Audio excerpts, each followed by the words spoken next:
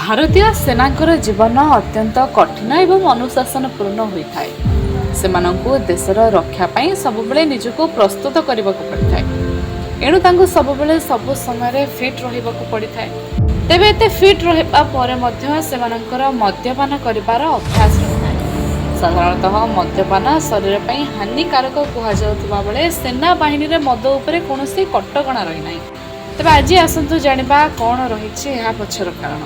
ସାଧାରଣତଃ ଦେଖାଯାଇଛି ସବୁବେଳେ ଫିଟ୍ ରହୁଥିବା ଯବାନଙ୍କୁ ମଦ ଉପରେ ବହୁ ପରିମାଣର ରିହାତି ମିଳିଥାଏ। ଏପରି ମଧ୍ୟ କୁହାଯାଇଥାଏ ସେମାନଙ୍କ ପାଇଁ ମିଳିଥିବା ମଦ ଖାଣ୍ଟି ହେବା ସହ ଶସ୍ତା ମଧ୍ୟ ହୋଇଥାଏ। ଦେଶରେ ଅନେକ ସ୍ଥାନରେ ଶରୀର ପ୍ରତି କ୍ଷତିକାରକ ଭାବେ ମଦକୁ ବନ୍ଦ କରାଯାଇଥିବା ବେଳେ ଦେଶର ସୁରକ୍ଷା ପାଇଁ ଲଢ଼ୁଥିବା ସେନାବାହିନୀରେ ଏହା ଏତେ ଶସ୍ତାରେ କାହିଁକି ମିଳୁଛି?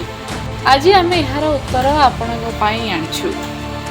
ତେବେ ଆସନ୍ତୁ ଆଜି ଏ ଭିଡ଼ିଓରେ ଦେଖିବା ସେନାବାହିନୀରେ ମଦ କାହିଁକି ମନା ହୋଇନଥାଏ। ଭାରତୀୟ ସେନାରେ ଯବାନଙ୍କୁ ବହୁ କଠିନ ପରିସ୍ଥିତିର ସାମ୍ନା କରିବାକୁ ପଡ଼ିଥାଏ। ଭୀଷଣ ଥଣ୍ଡା ସ୍ଥାନରେ ମଧ୍ୟ ସେ ସୀମାରେ ଠିଆ ହୋଇ ଦେଶକୁ ସୁରକ୍ଷା ପ୍ରଦାନ କରୁଥାନ୍ତି। ଏହି ସ୍ଥାନରେ ମଦ ସେନାକୁ ଗରମ ରହିବା ସହ ବଞ୍ଚିବାର ସହାୟତା କରିଥାଏ। ଭାରତୀୟ ସେନାରେ ଯବାନଙ୍କୁ ବହୁ କଠିନ ପରିସ୍ଥିତିର ସାମ୍ନା କରିବାକୁ ପଡ଼ିଥାଏ। ଭୀଷଣ ଥଣ୍ଡା ସ୍ଥାନରେ ମଧ୍ୟ ସେ ସୀମାରେ ଠିଆ ହୋଇ ଦେଶକୁ ସୁରକ୍ଷା ପ୍ରଦାନ କରୁଥାନ୍ତି। ଏହି ସ୍ଥାନରେ ମଦ ସେନାକୁ ଗରମ ରହିବା ସହ ବଞ୍ଚିବାରେ ସହାୟତା କରିଥାଏ। ଯବାନଙ୍କୁ ଦେଶର ସୁରକ୍ଷା ପାଇଁ ନିଜ ପରିବାରଠୁ ଦୂରରେ ରହିବାକୁ ପଡ଼ିଥାଏ। ସେତେବେଳେ ସେ ନିଜ ପରିବାରକୁ ମନେ ପକାଇବା ସହ ବହୁତ ଏକୁଟିଆ ଅନୁଭବ କରିଥାନ୍ତି। ତେଣୁ ଏହି ସମୟରେ ସେ ମଦକୁ ନିଜ ସାଥୀ ଭାବେ ଗ୍ରହଣ କରିଥାନ୍ତି।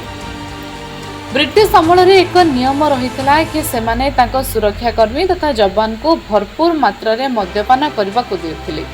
ବ୍ରିଟିଶ ବେଳର ଅନେକ ପରମ୍ପରାକୁ ଅନୁସରଣ କରିବା ଭଳି ଏହି ପରମ୍ପରାକୁ ମଧ୍ୟ ଅନୁସରଣ କରୁଛନ୍ତି ଭାରତୀୟ ସେନା। ସେନାର ଯବାନ କେବେ ମଧ୍ୟ ନିଜ ସୀମାରୁ ଅଧିକ ମଦ ପିଅନ୍ତି ନାହିଁ। ସେମାନେ କେବଳ ଅତି ଆବଶ୍ୟକ ସ୍ଥଳରେ ମଦ୍ୟପାନ କରିଥାନ୍ତି।